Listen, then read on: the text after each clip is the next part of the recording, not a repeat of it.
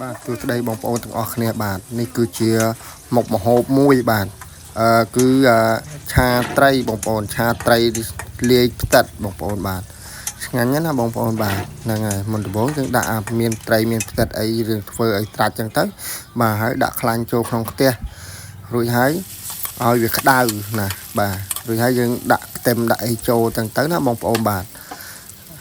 ដាក់ចូលចឹងហើយយើងចាំវាមកទន្ទុះបាទ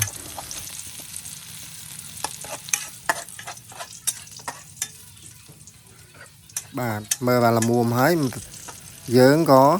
ដាក់សាច់ត្រីចូលទៅបងប្អូនបាទហ្នឹងហើយយើងដាក់សាច់ត្រីចូលទៅបាទហើយយើងដាក់វាឲ្យឆ្អិនសាច់ត្រីហ្នឹងសិនណាបងប្អូនណាបាទ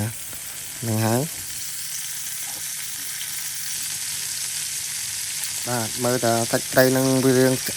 ថយរឿងឆ្អិនហើយយើងដាក់គ្រឿងចូលណាបងប្អូនបាទគ្រឿងមាន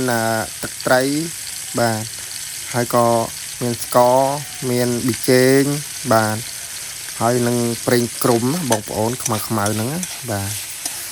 យើងគឺហើយយើងច្បល់វាឲ្យសព្វបាទយើងច្បល់វាឲ្យសព្វមួយទន្ទុះទៅបាទបងប្អូន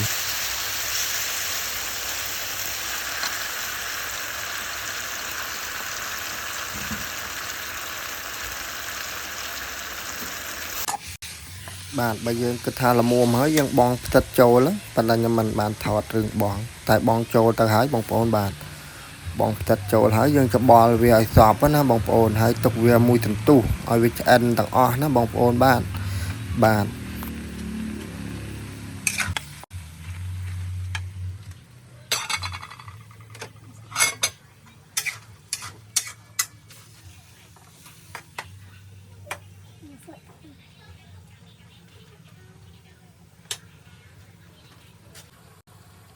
បាទបន្ទាប់មកថ្លឹកខ្ទឹមថ្លឹកអីហ្នឹងយើងត្រៀមទុកហាន់ទុកត្រៀមស្រាច់ណាបងប្អូនបាទបើតែល្មមហើយ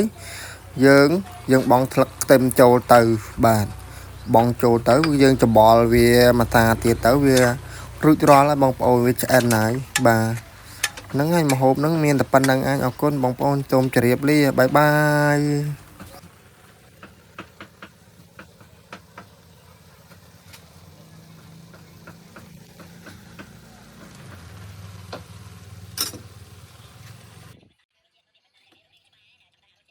បាទនេះការរៀបរាប់មុខម្ហូបបាទបងប្អូនហ្នឹងហើយមានឆាផ្តិតហ្នឹងមានស្ងោរតាំងអោជ្រក់បងប្អូនបាទនេះហើយក៏មានត្រីងៀតរួមផ្សំជាមួយផងបាទហើយនឹងស្ងោរ